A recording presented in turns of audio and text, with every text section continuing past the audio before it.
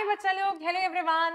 I wish you all a very happy Republic day. बच्चों, मैं हूं आपकी अपनी अमृता मैम एंड आज हम लोग सेलिब्रेट कर रहे हैं 75th रिपब्लिक डे। ठीक है, बहुत बड़ा ओकेजन है बेटा ये, है ना। और आज के ओकेजन पे मैं आप सभी के साथ में एक इम्पॉर्टेंट सी स्ट्रैटेजी भी डिस्कस करना चाहूंगी, बिकॉज आई नो कि आज 26 जनवरी है एंड काफी सारे बच्चे जो हैं आज उनकी छुट्टी है, उनके स्कूल्स के फंक्शन में या तो उन्होंने पार्टिसिपेट कर लिया तो वो पार्टिसिपेशन के बाद में घर पे आ गए हैं, या तो फिर 12th वाले बच्चे और नीट वाले बच्चे जो हैं उन्होंने पार्टिसिपेट शायद नहीं भी किया हो, बिकॉज वो थोड़ा सिंसियर एंड सीरियस हो गए अपने एग्जामिनेशन को लेकर के, isn't it? तो डियर स्टूडेंट्स, अभी काफी सारे बच्चे ये टेंशन में है, ये थॉट प्रोसेस में है कि मैम हमें 650 प्लस मार्क्स लेके आने कैसे भी नीट में, ताकि हमें गवर्नमेंट मेडिकल कॉलेज मिल जाए, हमारी एमबीबीएस की सीट सिक्योर हो जाए। तो ये सेशन उन सारे बच्चों के लिए है जो चाहते हैं कि वो किसी भी तरीके से 650 प्लस का गोल अचीव कर ले और अपनी सीट को सिक्योर कर ले। कैसे करेंगे, आइए देख लेते हैं। सबसे पहली बात बेटा, हम सब जानते हैं कि हमारे नीट एग्जामिनेशन का पैटर्न क्या है, isn't it? तो हमारे पास नीट एग्जामिनेशन में जो सब्जेक्ट्स बाइफर्केटेड है वो 3 सब्जेक्ट्स हैं, फिजिक्स है, केमिस्ट्री एंड बायोलॉजी। ये तीनों सब्जेक्ट्स हमारे सामने, ठीक है। अब आप देख पा रहे हैं यहाँ पर हमारे सामने फिजिक्स का सेक्शन जो है बेटा 45 क्वेश्चंस उसमें से हमारे सामने आएंगे और 2 सेक्शन में पेपर आता है। पहले सेक्शन में 35 कंपल्सरी क्वेश्चंस आते हैं एंड सेक्शन बी ऐसा आता है बेटा जहां पर 15 क्वेश्चंस होते हैं, हम उसमें से कोई भी 10 क्वेश्चन कर सकते हैं। तो टोटल क्वेश्चन हमें कितने करने हैं, 45 करने हैं, ठीक है। देन केमिस्ट्री के लिए भी सेम ही बात है बेटा, 45 क्वेश्चंस हमारे सेक्शन ए में आएंगे, 45 क्वेश्चंस टोटल आएंगे, 35 क्वेश्चंस जो है हमारे पास में वो सेक्शन ए में आएंगे और 15 क्वेश्चन सेक्शन बी में आएंगे, जहां से हम 10 क्वेश्चन उठा करके हमारे सॉल्व कर सकते हैं और ओएमआर शीट को कंप्लीटली फिल कर सकते हैं। तीसरी बात आती है बायोलॉजी में हमारे पास आते हैं 90 क्वेश्चन, सबसे बड़ा सबसे वास्ट सब्जेक्ट है। फिजिक्स और केमिस्ट्री मिलाकर जितना है उतना अकेला बायोलॉजी आपके पास में वेटेज वाइज है, जहां पर 11th एंड 12th के बायोलॉजी को मिलाकर के 90 क्वेश्चंस बनते हैं। एंड बायोलॉजी को हम एक सब्जेक्ट नहीं माने तो अच्छा रहेगा, बिकॉज वी ऑल नो कि बायोलॉजी में भी जूलॉजी एंड बॉटनी करके नीट में बाइफर्केशन आता है। एनसीईआरटी 11th एंड 12th में जो हमारी बुकलेट है वहां हमारे पास कहीं ऐसा नहीं लिखा है कि ये बॉटनी और जूलॉजी, पर नीट में तो आता है, ठीक है। तो बेटा यहाँ पर भी 35 क्वेश्चंस हमारे सेक्शन ए में आएंगे और बी सेक्शन में 15 आएंगे, जहां से हमें कोई भी 10 करना है। मतलब सेक्शन बी जो है ना बेटा आपके सामने, ये सेक्शन बी में से आपको कोई भी 10 क्वेश्चंस करने हैं, ठीक है। बहुत आसान बात है मैम, ये तो हमें पता है, ठीक है। अभी मैम बताओ कि 650 से ज्यादा मार्क्स कैसे लेकर के आए, है ना। तो वहां पर हमारा थॉट क्या होना चाहिए कि भाई टाइम कितना बचे। तुम्हारे पास में 2023 था प्रिपरेशन के लिए, तुमने जो भी प्रिपरेशन की है उसके बलबूते पे आज तुम यहाँ पर स्टैंड कर रहे हो और तुम खुद जानते होगे तुम्हारी हालत क्या है, कौन से मॉक टेस्ट में तुम कितना स्कोर कर पा रहे हो, चैप्टर वाइज मॉक टेस्ट में क्या स्कोर तुम्हारा आ रहा है, फुल मॉक टेस्ट में तुम्हारा क्या स्कोर आ रहा है, ये तुम सब जानते हो कि तुम्हारा क्या स्कोर आ रहा है ना। और गैप बाकी है ये 650 पहुंचने में। इसके लिए हमें बहुत मशक्कत बहुत मेहनत करनी पड़ेगी, क्योंकि बचे हुए 3 महीनों में अगर हमें एकदम तख्ता पलट देना है, अगर हम कैसे भी अभी है राइट नाउ लेकिन हमें सीट सिक्योर करनी है, तो कुछ डिफिकल्ट कुछ डिफरेंट करना पड़ेगा, ठीक है। तो क्या क्या करना पड़ेगा ये जानने के पहले सबसे पहले मैं आपसे ये बात करना चाहूंगी बच्चों, कितनी देर पढ़ना पड़ेगा। अब जो 12th वाले बच्चे हैं वो बहुत स्टक्ड हैं अभी कि मैम प्रैक्टिकल चल रहे हैं, प्री बोर्ड में टाइम वेस्ट हो गया, प्रैक्टिकल चलेंगे अभी और फिर हमारी बोर्ड एग्जामिनेशन आ जाएगी, तो हमारे पास तो बहुत कम टाइम बचता है। हम तो नीट के लिए मैम तैयारी बिल्कुल भी ढंग से नहीं कर पा रहे।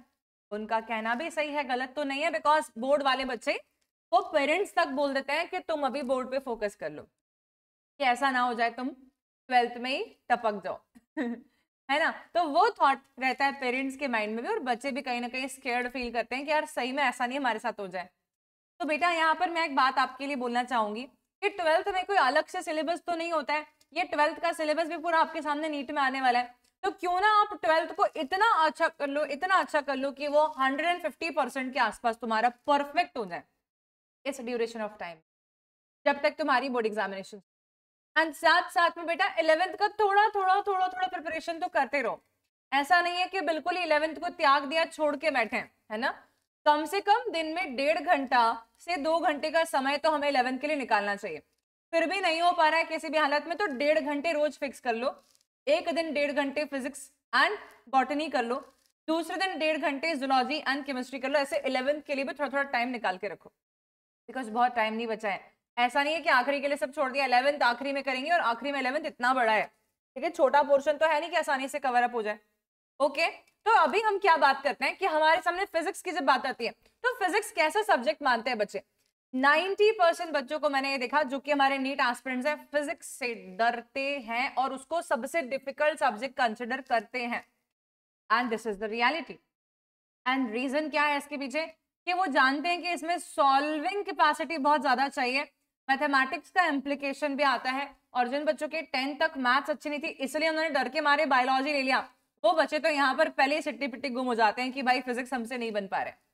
यहाँ आप कई बार क्या गलती करते हैं पता है, अपने प्रीवियस एक्सपीरियंसेस के बेसिस पे अभी गिव अप कर देते हैं कि मेरे से बनता ही नहीं है फिजिक्स, ठीक है, मेरे से फिजिक्स बनता ही नहीं है। ये तुम्हारा रॉन्ग थॉट है। तुम फिजिक्स को ठीक से ट्राई नहीं करते, ठीक है, किसी भी चीज के लिए शिद्दत से ट्राई करोगे तो वो जरूर बनेगा, लेकिन फिजिक्स बनता कब नहीं है, जब हमारी मैथमेटिकल कैलकुलेशन एरर होती है, हम जनरल जोड़ तोड़ वाली चीजों में मिस्टेक कर बैठे, है ना, हमें स्क्वायर्स याद नहीं हो, हमारी कैलकुलेशंस फास्ट एंड एक्यूरेट ना हो, तो हमारे से मिस्टेक हो जाती है और हमारा फिर स्कोर बिगड़ जाता है। क्या करना है फिजिक्स के लिए, क्या करना है, फिजिक्स बेटा आपका मेजरली न्यूमेरिकल बेस्ड आता है, जहां पर फॉर्मूला न्यूमेरिकल्स इसको आप सॉल्व करेंगे और प्रीवियस ईयर क्वेश्चंस देखोगे ना, सेम ही टाइप के क्वेश्चंस तुम्हारे पास में कितने सालों से आ रहे हैं, लेकिन सिर्फ न्यूमेरिकल वैल्यूज चेंज, हल्का फुल्का कॉन्सेप्ट चेंज, यही हो रहा है। तो करना क्या है, तो करना ही है बेटा आपको कि क्योंकि आपको फिजिक्स मोस्ट डिफिकल्ट लग रहा है बेटा, आपको सारे के सारे फॉर्मूलाज बाय हार्ट याद होने चाहिए। किसी भी चीज का फॉर्मूला, किसी भी न्यूमेरिकल को सॉल्व करने के लिए जो फॉर्मूला लग रहा है, चाहे वो तुम्हारा कौन सा भी फील्ड हो फिजिक्स का, कौन सा भी फील्ड हो, ठीक है, चाहे वो ग्रेविटेशनल वाला पोर्शन हो, रोटेशनल मोशन वाला पोर्शन हो, तुम्हारा लाइट वाला कॉन्सेप्ट पे जो क्वेश्चंस आते हैं, रिफ्लेक्शन रिफ्रैक्शन के बेसिक फॉर्मूला बेस्ड क्वेश्चंस, तुम्हारे करंट इलेक्ट्रिसिटी के क्वेश्चंस आते हैं, सेमीकंडक्टर डिवाइसेस वाले पोर्शन में हमें हर एक जहां पर भी हमारी फिजिक्स है वहां पर जो डेरिवेशंस के फाइनल रिजल्ट्स हैं, जो फाइनल फॉर्मूलाज हमें इम्प्लाई करने हैं और कहां पर कौन सा फॉर्मूला इम्प्लाई होगा, ये हमें आना चाहिए। और अभी आपको आखिरी बचे हुए 90 दिन के अंदर एग्जैक्टली यही करना है। करना क्या है, फॉर्मूला शीट हर चैप्टर की तुम्हारी को प्रिपेयर कर लेनी चाहिए। मार्केट में भी कई सारी ऐसे किताबें मिलते हैं जहां से हम सिर्फ फॉर्मूला शीट खरीद के लेके आ सकते हैं, कई सारे ऑथर्स ने ये बना के रखा है बेटा, आप चाहें तो वैसा करें, या फिर आप खुद देखें हर एक चैप्टर पे कि ये फॉर्मूलाज इंप्लीमेंट हो रहे हैं इस क्वेश्चन में, तो अपन खुद ही फॉर्मूला शीट बना लो और फिर देखो कि तुमसे वो फॉर्मूला शीट पूरी याद हो गई है, तब कैसे क्वेश्चन नहीं बनते, 100% क्वेश्चंस बनने चालू हो जाएंगे, ठीक है। तो फिजिक्स में क्या मांगते हैं, प्रैक्टिस प्रैक्टिस प्रैक्टिस, फॉर्मूला याद करना, प्रैक्टिस करना, फॉर्मूला याद करना, प्रैक्टिस करना। कोई थ्योरी तो है नहीं कि समझना पड़ रहा है बहुत कुछ, दिमाग अप्लाई करना आना चाहिए। क्वेश्चन में ये बोल रहा है यहाँ से ऐसा, वहां से वैसा, इधर गिर रहा है उधर गिर रहा है, इमेजिनेशन आना चाहिए। फिजिक्स के क्वेश्चन को समझ जाएंगे अगर, इमेजिन कर पाएंगे अगर, और फॉर्मूला याद होगा तो 100% आंसर निकाल लेंगे, ठीक है बेटा। तो सबसे इंपॉर्टेंट बात है कि फिजिक्स में आपको जितना आप प्रैक्टिस करेंगे ना उतना आप एफिकेसी डेवलप करेंगे।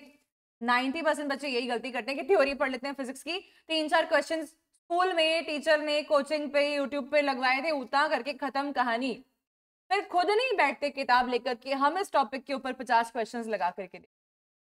अभी इतना टाइम तो नहीं है कि हम सारी किताबें सॉल्व करें, लेकिन क्या हम प्रीवियस ईयर के 10 साल के क्वेश्चंस फिजिक्स के हर चैप्टर के नहीं लगा सकते? इतना टाइम तो तुम्हारे पास में है कि तुम chapter wise previous year question solve करना चालू कर दो और देखो कि कौन कौन से फॉर्मूले पे ज्यादा क्वेश्चंस बन रहे हैं, उन क्वेश्चंस को और लगाओ। ये तुम्हें करना है बेटा। देन बात आती है केमिस्ट्री की, और केमिस्ट्री एक ऐसा सब्जेक्ट है जहां पर थ्योरेटिकल पोर्शन बहुत सारा है, याद रखने में काफी बच्चों को डिफिकल्टी फील होती है। तो उसमें बेटा इनऑर्गेनिक, ऑर्गेनिक एंड फिजिकल 3 हमारे पास ब्रांचेस आ रहे हैं। इनऑर्गेनिक केमिस्ट्री बेटा आपको 101% एनसीईआरटी बेस्ड आने वाला है एग्जाम, इसके बाहर नहीं आएगा। यानी कि आपको इनऑर्गेनिक केमिस्ट्री के लिए 100% एनसीईआरटी आनी चाहिए। आपको ऑर्गेनिक केमिस्ट्री के लिए भी 100% एनसीईआरटी आना चाहिए। और फिजिकल केमिस्ट्री बेटा जनरली बहुत ज्यादा नहीं पूछा जाता, ठीक है, लेकिन जो पूछा आता है फॉर्मूला बेस्ड होता है। इसमें आपको प्रैक्टिस से चीजें ज्यादा बेहतर तरीके से समझ में आएंगी और आपसे क्वेश्चंस तभी बनेंगे जब आपको फॉर्मूलाज याद होंगे और कौन से जगह पर क्या फॉर्मूला इंप्लीमेंट होगा ये पता होगा, ठीक है। तो केमिस्ट्री में अगर हम फिजिकल केमिस्ट्री की बात करें तो सारे के सारे इंपॉर्टेंट कॉन्सेप्ट फॉर्मूला और उसके एप्लीकेशंस कहाँ कहाँ पे हो रहे हैं आपको ये पता होना चाहिए। ज्यादा से ज्यादा फॉर्मूला बेस्ड आपको क्वेश्चन सॉल्व करने हैं ताकि आपको मालूम पड़ जाए अच्छा ऐसा क्वेश्चन आता है।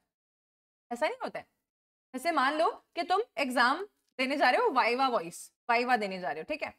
तो वाइवा देने गए हो तो पहला बंदा जो वाइवा देने जाता है ना, वो डर डर के जाता है बहुत कि यार मेरे से क्या पूछ लेंगे एग्जामिनर, ठीक है, बहुत डर डर के जाता है। लेकिन जिसका नाम बेटा एस से चालू होता है, टी से चालू होता है, U V W X Y Z, आखिरी आखिरी के बच्चे, उनको लिटरली पता पड़ जाता है कि क्या क्या क्वेश्चन आने वाले हैं वाइवा में। क्यों? क्योंकि वो सुन ही रहे होते हैं, वाइवा में क्या पूछा ये पूछा, वाइवा में क्या पूछा ये पूछा, तब इसके दिमाग में बैठ जाता है अच्छा ऐसे क्वेश्चन पूछेगा, यही पूछेगा, ठीक है, ये पढ़ के चले आता हूँ अंदर। क्या हो गया? आपको पता चल जाएगा ना कि कैसे क्वेश्चंस आते हैं, तो आप उसके लिए आसानी से प्रिपेयर कर लेंगे अपने माइंडसेट को कि हाँ ऐसे ऐसे क्वेश्चंस आते हैं, मुझे ये सॉल्व करना आता है बिकॉज ये इस तरीके से बनता है, ठीक है। तो यहाँ पे हमें ध्यान रखना है कि कैसे हम अपने आप को फेमिलियराइज कर दें, कैसे क्वेश्चंस आते हैं, हमसे बन रहे हैं कि नहीं, कौन सा फॉर्मूला यहाँ पे अप्लाई हो रहा है, ये सब बातों का ध्यान रख ले। बहुत कम टाइम है, जल्दी जल्दी काम करना पड़ेगा इसमें, isn't it? ऐसा नहीं कि सोच रहे हैं हाँ ठीक है मैम 2 हफ्ते बाद देखेंगे कि क्या क्या फॉर्मूलाज लग रहे हैं, नहीं, तुरंत तुरंत करना चालू कर दो वेल प्लान्ड फैशन में, ठीक है बेटा।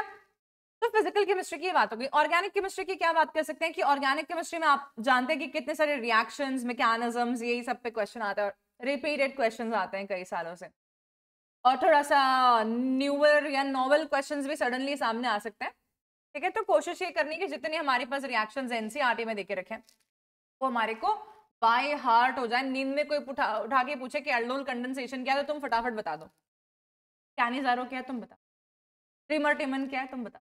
तो यहाँ तुम्हारे पास याद रखने की पावर होनी चाहिए, तुम्हारे दिमाग में वो घूमना चाहिए रिएक्शन ऐसी थी, ठीक है। और वो कब हो सकता है? जब हमने वो रिएक्शन को 3-3 4-4 बार लिख करके देख लिया बिना देखे, एक बार देख ली रिएक्शन फिर बिना देखे लिख लिख कर देख लिया, अच्छा ट्रिमरटिमन में ऐसा हो रहा था, ठीक है।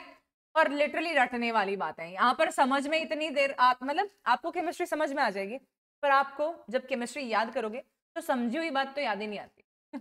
This generally happens with all the students and this is the reality, ठीक है, because we have so much to remember कि क्या क्या याद करें, इसलिए लिटरली थोड़ा बहुत उसको घीस घीस के लिख लिख के रट के याद कर लो केमिस्ट्री के रिएक्शंस। देन इनऑर्गेनिक केमिस्ट्री की बात करें बेटा, आप लोगों को यहाँ पर किसी भी हालत में एनसीईआरटी की एक भी लाइन नहीं छोड़नी है, because inorganic chemistry completely NCERT based तुम्हारे सामने पेपर में आएगा, ये मैं गारंटी देती हूँ, ठीक है। तो आपको बेटा पूरी पीरियोडिक टेबल, उसकी सारी प्रॉपर्टीज, सब कुछ, डी ब्लॉक एलिमेंट्स वगैरह वगैरह तुम्हारे एग्जाम में आ रहे हैं, काफी चीजें एक्सक्लूडेड भी हैं, तो सिलेबस को देख करके पढ़ना कि भाई ये चीज ऐसा नहीं हो कि सिलेबस में ही नहीं और हम पढ़ रहे हैं फालतू में, ठीक है। तो ये हुई बात केमिस्ट्री की। अब आती है बायोलॉजी के लिए क्या करें मैम, बहुत कम टाइम बचा है। तो बेटा बायोलॉजी ना प्यारा सब्जेक्ट है, बहुत ही प्यारा। क्यों प्यारा है? कि इतना टेंशन वाली बात नहीं है भाई, कॉन्सेप्ट लिखा है समझ में आ गया, इमेजिन कर लिया, याद रह गया, अपने आप याद रह जाता है। ऐसे बहुत डिफिकल्टी फेस नहीं करता है बच्चा कि बायो को रटना पड़ रहा है या याद करना पड़ रहा है, because if you are able to understand the concept and relate the concept, you are 100% able to apply that concept in questions। आप जब भी बायोलॉजी का एक चैप्टर पढ़ के बैठेंगे एनसीईआरटी बेस्ड और क्वेश्चंस लगाएंगे तो आप ये नोटिस करेंगे आपके थ्योरी पढ़े हुए पोर्शन में से काफी बातें आपको स्ट्राइक कर रही होंगी, याद आ रही होंगी। और अगर आपने 50 क्वेश्चंस लगाए मान लीजिए और आपने बहुत अच्छे से एनसीईआरटी की थ्योरी रीडिंग करी थी, थॉरली कॉन्सेप्ट पहले एक चैप्टर पढ़ चुके हो, फिर रीडिंग करा, अब क्वेश्चन लगा रहे हो, बेटा 50 में से ना आपका नहीं करते करते 35 के ऊपर सही हो जाता है। ये बात 15 क्वेश्चंस की आती है जो हमारे से गलत हो रहे हैं, इनको कैसे सही करें मैम? तो इनको सही करने के लिए ना हमें ये देखना है कि हमारा जो क्वेश्चन रॉन्ग हुआ है वो कौन से कॉन्सेप्ट का क्वेश्चन रॉन्ग हुआ है, कि कहाँ से एग्जैक्टली हम गलती कर रहे हैं। वो पोर्शन पे वापस से जाकर के उसकी थ्योरी रीडिंग वापस से करके फिर वापस क्वेश्चन पे आकर के देखना है कि मेरे से गलत हुआ, अब मैं सही समझ पा रहा हूँ कि नहीं, समझ पा रही ही हूँ कि नहीं। एंड देन आप एक बार उस क्वेश्चन के कॉन्सेप्ट को रिव्यू करके जब वापस से लौटेंगे आपसे वो क्वेश्चन आसानी से बन जाएगा।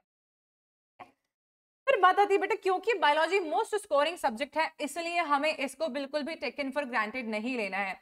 बिकॉज मैंने देखा बच्चे स्टार्टिंग से साल भर तक बायोलॉजी पढ़ के उसको सोचते हैं नवंबर में समाप्त हो गया, अब बायो पढ़ने की। पर बायोलॉजी एक ऐसा सब्जेक्ट है जहां पर रेगुलर रिविजन मांगते हैं। स्टोरी है ना बहुत सारा, एक दो चैप्टर तो है नहीं, 13 चैप्टर्स हमारे पास में 12th के हैं, कुछ 18 चैप्टर के आसपास हमारे पास में न्यू एनसीईआरटी के अकॉर्डिंग में 11th के हैं। इतना सारा बॉटनी, इतना सारा जूलॉजी, रिविजन नहीं करोगे तब उड़न छू हो जाएगा एग्जाम वाले दिन, कुछ याद नहीं आना। तो revision is very very critical point two remember biology during your examination. ठीक है, मेमोराइज करना है सब फैक्ट को। मेमोराइज मतलब कि याद रखना, बिकॉज क्योंकि आपको समझ में आ गया अगर बायोलॉजी तो आपको याद रह जाएंगे, है ना। जैसे कि लैक ओपेरॉन कॉन्सेप्ट है, डायग्राम याद आ जाना चाहिए क्या है उस पर। अगर मैंने कहा कि बेटा बताओ कि हमारा जो cDNA है उसका शेप क्या होता है जनरली, ऐसे क्वेश्चंस ना हमें याद आते हैं, क्लिक करते हैं एकदम से कि अच्छा मैम ने ये बोला, इस पे ये वाला एकदम दिमाग में आ गया। ठीक है, scientific name of the organisms like plants and animals जो हमारे पास आ सकते हैं, plant kingdom, animal kingdom, biological classification में से उनको हमें याद रखना है। डेफिनेशंस आपको सारी याद होनी चाहिए। जो हमारे पास में एब्रीविएटेड टर्म्स आते हैं, जैसे कि मैंने बोल दिया EFB क्या होता है, तो आपको मालूम होना चाहिए कि बायोटेक्नोलॉजी में EFB हमने पढ़ा था, यूरोपियन फेडरेशन ऑफ बायोटेक्नोलॉजी। तो ये एब्रीविएशन में भी क्वेश्चन देते हैं। GEAC क्या होता है, जेनेटिक इंजीनियरिंग अप्रूवल कमेटी। ठीक है, डायग्राम्स पे भी क्वेश्चन आते हैं बेटा। बायोलॉजी की किताब में ऐसी कोई भी लाइन नहीं है जिसमें बोलोगे कि छोड़ के चले आना, सब पढ़ना है। तुम्हारे न्यू नीट के सिलेबस के हिसाब से जितना भी बायोलॉजी दे रखा है सब पढ़ना है, कुछ छोड़ना नहीं है। स्मार्ट नोट्स, अगर आपने साल भर नोट्स बनाया मेहनत करके तो मैं आपकी बहुत तारीफ करना चाहती हूँ अभी, बिकॉज आपने बहुत बढ़िया काम किया। क्योंकि जिन बच्चों ने नहीं बनाए ना नोट्स वो रिग्रेट कर रहे हैं अभी कि काश हम स्टार्टिंग से खुद के हाथ से नोट्स बना लेते तो अभी किसी के नोट्स पर रिलाई नहीं करना पड़ता। लेकिन अगर आपने नोट्स नहीं बनाया तो भी कोई बात नहीं, तो भी टेंशन की बात नहीं है। आप सिर्फ और सिर्फ एनसीईआरटी की थॉरो रीडिंग करो बेटा। मैं नहीं बोलूंगी कि आप और कोई नोट्स अरेंज करो भी जाकर के, थॉरो रीडिंग करो। और फ्लैश कार्ड्स मिलते हैं मार्केट में, ठीक है, फ्लैश कार्ड्स मिलते हैं, full NCERT biology flash card. 500-600 रुपए खर्च करके वो फ्लैश कार्ड खरीद लो और रिविजन में उनका हेल्प ले लो। मैं लिटरली बता रही हूँ, मैं आपको यहाँ पर एक खर्चा करने के लिए बोल रही हूँ। क्यों बोल रही हूँ, बिकॉज मैं जानती हूँ कि बायोलॉजी का बेस्ट रिविजन फ्लैश कार्ड से हो जाता है। ठीक है, तो फ्लैश कार्ड्स का इस्तेमाल करके स्मार्टली आप उस चीज को रिवाइज करो जो आपने पढ़ ली है ऑलरेडी। ठीक है, और एनसीईआरटी के टेक्स्ट बुक को रिलीजियसली फॉलो करना है। लेकिन हम ये भी जानते हैं कि एनसीईआरटी के बाहर के क्वेश्चंस भी इस साल आने वाले हैं। और वो क्यों आने वाले हैं, क्योंकि हमारे एनटी वाले प्यारे प्यारे लोगों ने नीट के नए सिलेबस में कुछ ऐसी प्लांट फैमिलीज ऐड कर दी हैं जो कि ना तो ओल्ड एनसीईआरटी में है ना तो न्यू एनसीईआरटी, करनी तो पड़ेगी। तो जो आउट ऑफ एनसीईआरटी है बेटा उनके वन शॉट्स हमने ऑलरेडी आपके लिए बना दिए हैं, आप उन वन शॉट्स को रेफर करेंगे और उन वन शॉट्स में जितना पढ़ाया गया है उतना पढ़ लेंगे तो भी आपके लिए सफिशिएंट है। बिकॉज काफी अच्छे तरीके से वो 2-3-4 घंटे के वीडियो में मैंने आपको सारी प्लांट फैमिलीज डिटेल में एलैबोरेटिवली बता। तो ये है कुछ बात है। ठीक है, अच्छा इसके साथ में आप अगर 650 प्लस मार्क्स स्कोर करना चाहते हैं तो आपको हमारी विक्ट्री मॉक टेस्ट सीरीज में एनरोलमेंट भी ले लेना चाहिए बेटा। ये offer free victory mock test बिल्कुल फ्री है, एब्सोल्युटली फ्री, लेकिन सिर्फ और सिर्फ अगर आप इसके लिए आज एनरोल कर लेते हैं।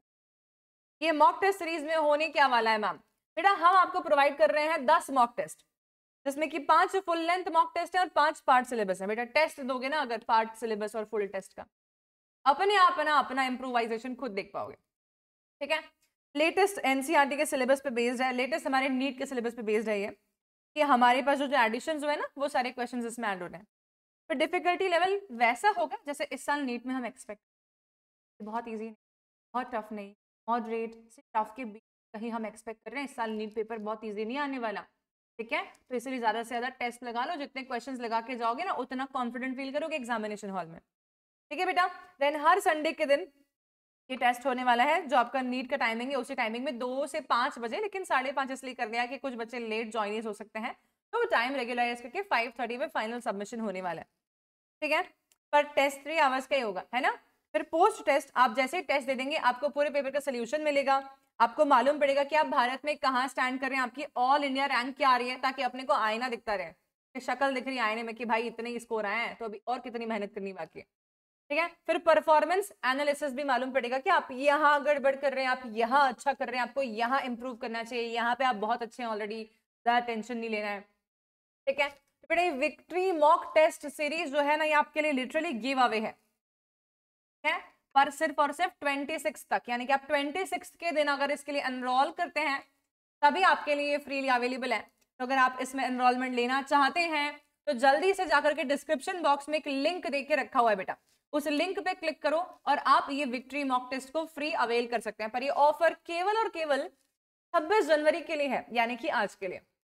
आज रात में 12 बजे के पहले आपको इस मॉक टेस्ट के लिए एनरोल करना है, तभी जाकर के आप और कॉन्फिडेंट हो पाएंगे और बेहतर 650 से भी ज्यादा स्कोर कर पाएंगे। ठीक है बेटा, इसी के साथ मैं सेशन को यहीं पर एंड करती हूँ। होपफुली आप सभी के लिए सेशन बहुत बहुत यूजफुल साबित हुआ होगा। And if yes, then don't forget to tell me the same in the comment section. I'll be waiting for your responses to come. जो भी डाउट्स हैं आपके मन में, किसी भी प्रकार की दुविधा है, यहाँ परेशानी आ रही है मैम, वहां परेशानी आ रही है मैम, तुरंत से तुरंत कमेंट बॉक्स में लिख दिया करो, ठीक है, और आपकी सारी प्रॉब्लम्स का सोल्यूशन हम लोग आपके लिए लेकर के आएंगे। तो once again a very happy Republic day.